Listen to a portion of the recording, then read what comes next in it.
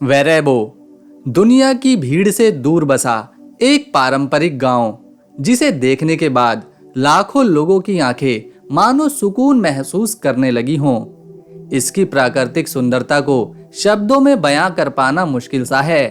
आपको यकीन करना थोड़ा मुश्किल होगा कि ये वेरेबो गांव समुद्र तल से 1200 मीटर की ऊंचाई पर बसा हुआ है और दुनिया में ऐसी कम ही जगह हैं जो इतनी ज्यादा ऊंचाई पर बसाई गई हैं। इसीलिए तो वेरेबो गांव को बादलों के ऊपर बसा गांव कहा जाता है।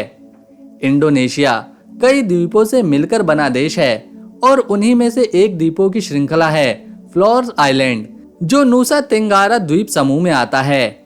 साल 2012 27 अगस्त को यूनेस्को द्वारा इस गांव को इसकी परंपरा के चलते टॉप अवार्ड से बैंकॉक में सम्मानित किया गया था। आपको जानकर हैरानी होगी कि इस गांव में मुख्य रूप से केवल 7 घर हैं। वेरेबो गांव के सबसे नजदीक देंगे विलेज आता है, जहां पैदल चलकर ही 4 से 5 घंटे में पहुंचा जा सकता है। वेरेबो पूरी तरह से मनोरम पहाड़ों और टोड़ों के घने जंगलों से घिरा हुआ है।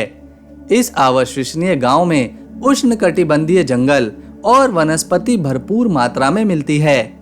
यहाँ आपको आर्किड के अनेक तरह के फर्न और कई तरह की गाना गाने वाली चिड़ियाओं की चहचहाहट सुनने को मिलेगी। इस गांव में मोबाइल के नेटवर्क भी नहीं आते और बिजली केवल शाम को 6 बजे से रात के 9 बजे तक आती है।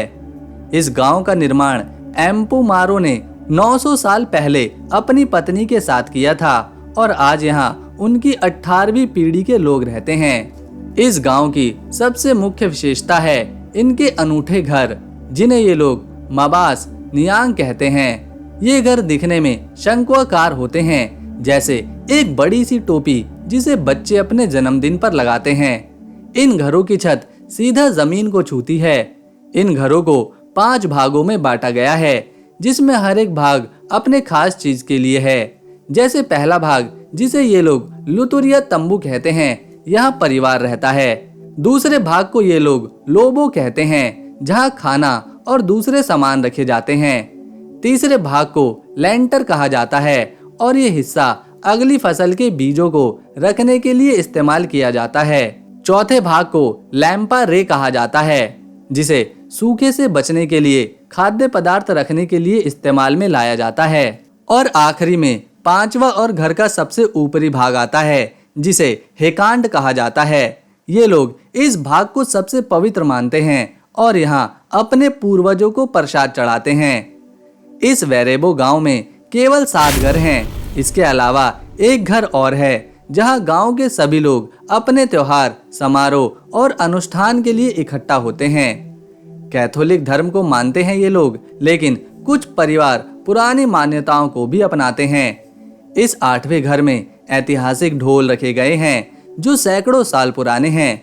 दोस्तों, इस गांव के लोग पीने का पानी झरनों और पहाड़ों से उत्पन्न होने वाले पानी के रूप में करते हैं। इस वेरेबो गांव में कुल मिलाकर 44 लोग रहते हैं, जिनकी मुख्य रूप से आय कृषि है और ये लोग कॉफी, लौंग, चेरी उगाते हैं। इस गांव की महिलाएं इन कामों में पूरी तरह से सहयोग करती हैं। आज भी वेरेबो गांव के लोग अपना जीवन पूर्वजों के सिद्धांतों पर जीने में यकीन रखते हैं। यहाँ आपको कोई मशीन, मोबाइल, इंटरनेट, सड़क, गाड़ी नहीं देखने को मिलेगी।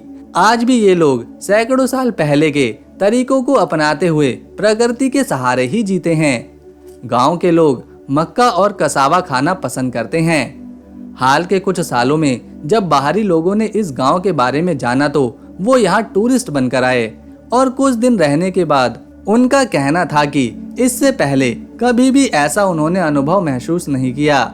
शांति और प्राकृतिक सुंदरता का एहसास इससे बेहतर कहीं और हो ही नहीं सकता।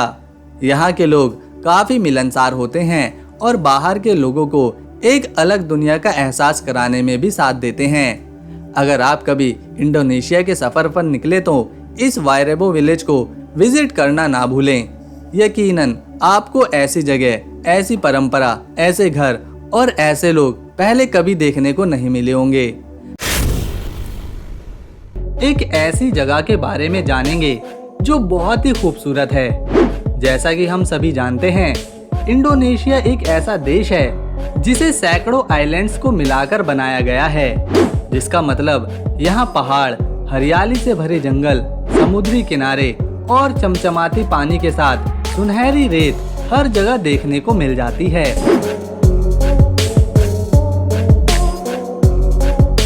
इंडोनेशिया न केवल नेचुरली ब्यूटीफुल है, बल्कि यह दुनिया के कई देशों से काफी सस्ता भी है, क्योंकि इंडोनेशिया की करेंसी डॉलर की तो छोड़िए, भारतीय रुपए से भी काफी कमजोर है और 0.0056 रुपया मिलकर भारत का 1 रुपए बनाते हैं। यही कारण है न सिर्फ दुनिया भर से लाखों टूरिस्ट यहाँ हॉलिडे एंजॉय करने आते हैं, बल्कि भारतीय भी बड़ी संख्या में इंडोनेशिया विजिट करते हैं। दोस्तों, आज हम इंडोनेशिया के सबसे खूबसूरत आइलैंड्स में से एक आइलैंड के बारे में जानेंगे, उसे देखेंगे। इसका नाम है पेनिडा आइलैंड।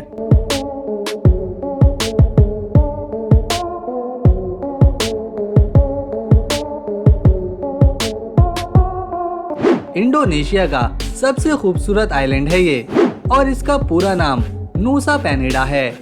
यह बाली द्वीप के दक्षिण पूर्वी छोर पर बसे क्लोंगकुंग रेजेंसी के पास मौजूद है। दोस्तों, इस आइलैंड में कुल 43,000 के आसपास लोग स्थायी रूप से निवासी हैं, जबकि इससे कई गुना टूरिस्ट यहाँ हर साल आते रहते हैं। पेनिडा आइलैंड फैला है 209 स्क्वायर किलोमीटर के एरिया में, जिसमें आपको हरियाली, चट्टाने, समुद्र के बीच पड़े बड़े बड़े पत्थर नजर आएंगे। इस आइलैंड पर पहुंचने के लिए बाली द्वीप से बोट चलाई जाती है, जो लगभग 1 घंटे का समय लेती है। इस बोट का किराया लगभग 1,50,000 इंडोनेशियन रुपया होता है। अरे डरिए मत, ये तो वहाँ की करेंसी है। अगर आप भारतीय रुपए में इसे देखेंगे तो यह केवल 832 रुपए ही बनेंगे। आपको कई दुकानें यहाँ पर देखने को मिलेंगी। कुछ खास ही शॉप हैं खाने पीने के लिए अच्छी। पेनिडा आइलैंड में समुद्र तक पहुँचने के लिए काफी सीढ़ियों से नीचे उतरना पड़ता है, जिसके बाद रस्सी की मदद भी ली जाती है। दोस्तों, यहाँ एक ट्री हाउस बना हुआ है, जिस पर फोटो खिंचवाने के लिए लोग लंबी लाइन लगाते हैं और इसका टिकट खरीदा जाता है। इस ट्री होम में फोटो लेने के लिए पहले 75,000 इंडोनेशियन रुपया, मतलब भारत के 416 रुपए देने पड़ते हैं। इस आइलैंड के समुद्र का पानी एकदम नीला और साफ है, मानो किसी ने अपनी रंगीन चित्रकारी इसमें बहा दी हो। यहाँ की धूप की रोशनी में चमकती रेत ऐसा लगता है मानो डायमंड का चूरा किसी ने यहाँ फैला दिया हो। ऐसी खूबसूरती को देखने के लिए पश्चिमी देशों से काफी सारे पर्यटक यहाँ आते हैं। इस आइलैंड को एक दिन में पूरा देखा नहीं जा सकता, क्योंकि यहाँ देखने और घूमने के लिए बहुत कुछ है। टैम्बलिंग फॉरेस्ट है, सैगनिंग वाटरफॉल है और कई बीचेस हैं।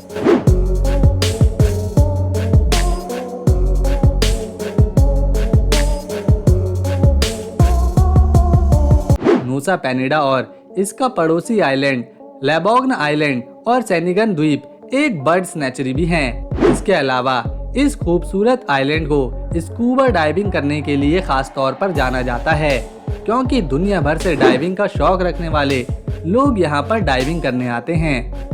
दोस्तों, ये आइलैंड इतना खूबसूरत है कि लोग वीडियोस बनाने, फोटोज खिंचवाने के लिए घंटों चलकर नीचे उतरते हैं और फिर ऊपर चढ़ते हैं।